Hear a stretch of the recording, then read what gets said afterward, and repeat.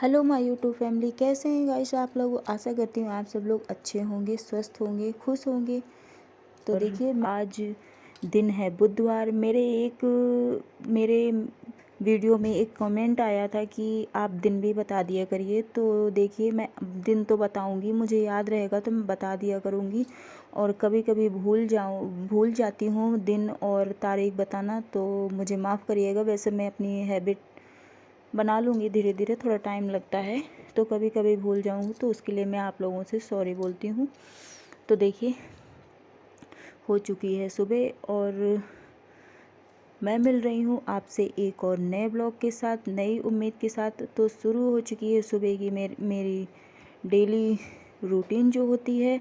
तो स्वागत है आपका अपने यूट्यूब चैनल मधु परिहार वन में। गाइस आप लोग कैसे हैं। और इस समय तो अभी थोड़ा सा मौसम सही हो रखा है। और तो जैसे कि मैं सुबह उठते ही पहले अपने लिए पानी गुनगुना करती हूँ, फिर उसके बाद मैंने रखी थी चाय। और चाय मैंने अब 2 कप ही बनाई थी। पहले मैंने हस्बैंड को दे दी, पहले मैंने अपने कान्हा जी को चाय पिलाई, वो भी जग जाते हैं। और उसके बाद फिर मैंने हस्बैंड को चाय दी और मैं पी।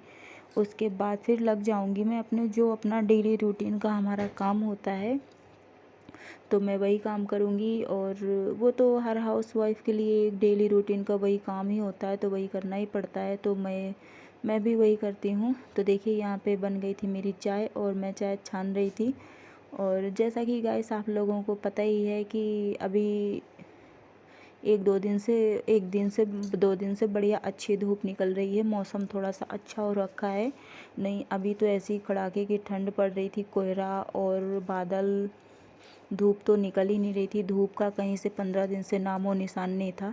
लेकिन अभी एक दिन से मौसम अच्छा हो रखा है, तो काम करने में भी मन लग रहा है। और वैसे मन लगे ना लगे वो तो करना ही है, क्योंकि जो हम लोगों की जिम्मेदारी होती है, हर हाउसवाइफ की यही जिम्मेदारी होती है। तो देखिए चाय पी के फिर मैं अपने लग गई थी डेली रूटीन के काम में। हस्बैंड मेरे गए थे फ्रेश होने के लिए, तो मैंने यहाँ पे बिस्तर झाड़े साफ़ किए, क्योंकि वो जो फ्रेश होने के लिए उठ जाते हैं चाय पीने के बाद, तो फिर वो बिस्तर पे नहीं लेटते हैं। तो यहाँ पे मैंने बिस्तर साफ़ किया। और अभी तक मैं बता दूँ गाइस आप लोगों को, ये जो कम्बल मैं फ़ोल्ड कर रही हूँ इसमें मैंने डबल कर रखा था, क्योंकि ठंडी बहुत ज़्यादा पड़ रही थी। रूम हीटर भी मैं रात में लगाया करती थी, लेकिन अभी इस समय मैंने एक दिन से रूम हीटर भी अपना बंद करके और कम्बल भी मैंने सिंगल कर लिया, क्योंकि ठंड थोड़ा सा कम हो रखी है। मतलब ऐसा है कि धूप निकल रही है तो जैसा गर्मी जैसा मौसम लगता है, रात में गर्मी जैसी लगती है, तो मैंने सिंगल कर दिया इसे। तो देखिए आप लोग सोच रहे होंगे गाइस की चारपाई है, चारपाई में आजकल कौन लेटता है।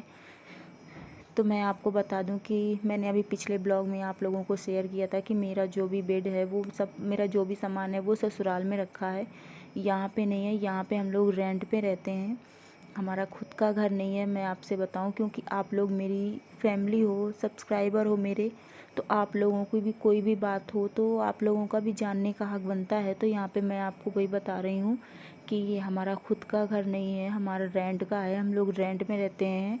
तो इसलिए नहीं, हालांकि बहुत मतलब कि मैंने अपने हस्बैंड से फोर्स किया कि जो मेरा सामान है वो ला दो, चारपाई में अच्छा नहीं लगता, आए दिन दिक्कत होती है, ले टूट जाती, कुछ भी है नहीं भरवाओ कुछ भी करो, और जो बेड होता है अपना तो सही होता है।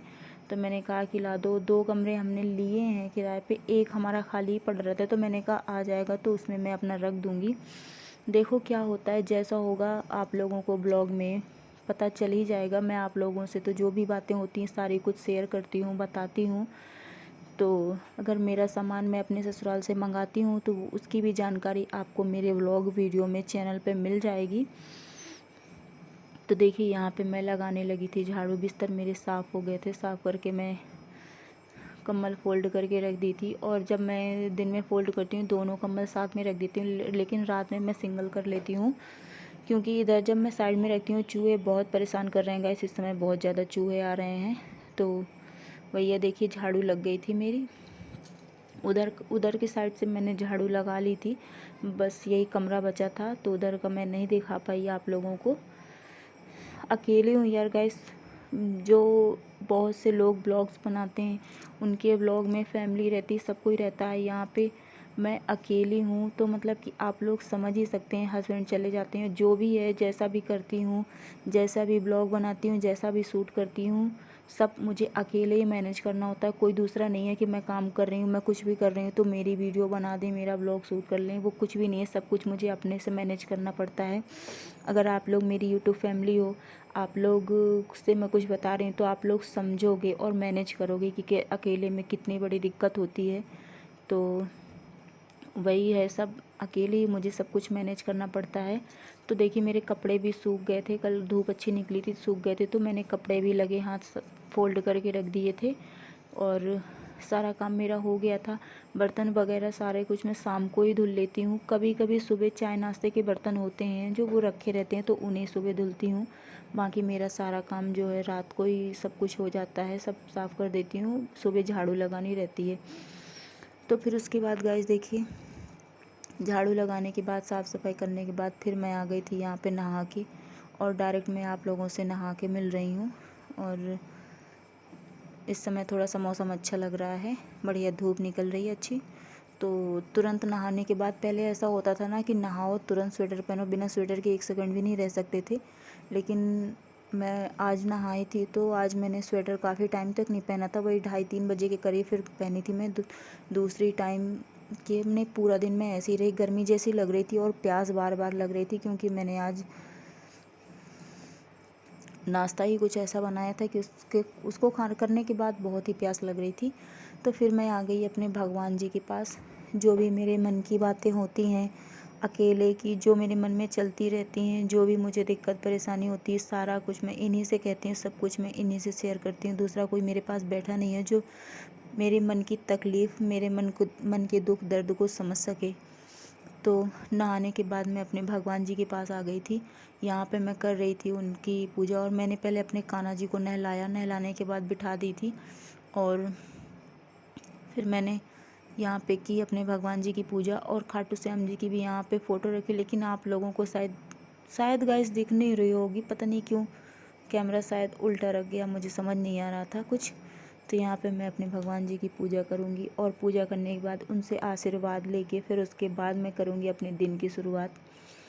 कि जैसा जो कुछ भी हो रहा है, भगवान जी पूरा दिन अच्छे से निकले, सब कुछ अच्छे से हो, यही हम सब लोग अच्छे से हम लोगों का दिन बीते, यही सब लोग हम लोग भगवान से सुबह आशीर्वाद लेके अच्छे दिन की शुरुआत की कामना करके हम लोग भगवान से आशीर्वाद लेके अपने दिन की शुरुआत करते हैं। तो वही मैं भी कर रही थी। मैं यहाँ पे भगवान जी की आरती पूजा कर रही थी, और उसके बाद उनसे लेके आशीर्वाद, फिर उसके बाद आगे का जो मेरा काम होता है वो मैं करूँगी। और यहाँ पे देखिए हो गई थी मेरी भगवान जी की पूजा।